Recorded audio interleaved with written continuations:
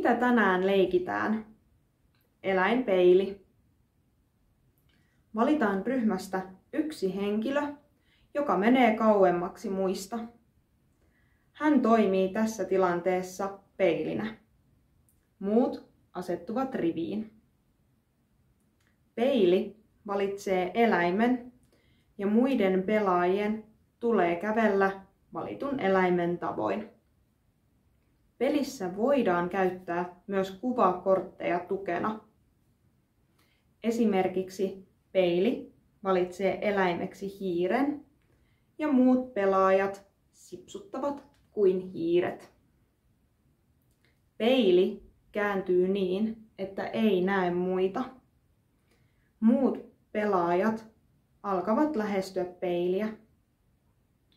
Peili voi milloin vain kääntyä, ja jos hän huomaa pelaajan liikkuvan, hän sanoo pelaajan nimen, joka palaa alkuviivalle. Uudeksi peiliksi valitaan se, kuka saavuttaa peilin ensimmäisenä. Tämän jälkeen uusi peili valitsee uuden eläimen ja peli alkaa uudestaan. Mukavia pelihetkiä!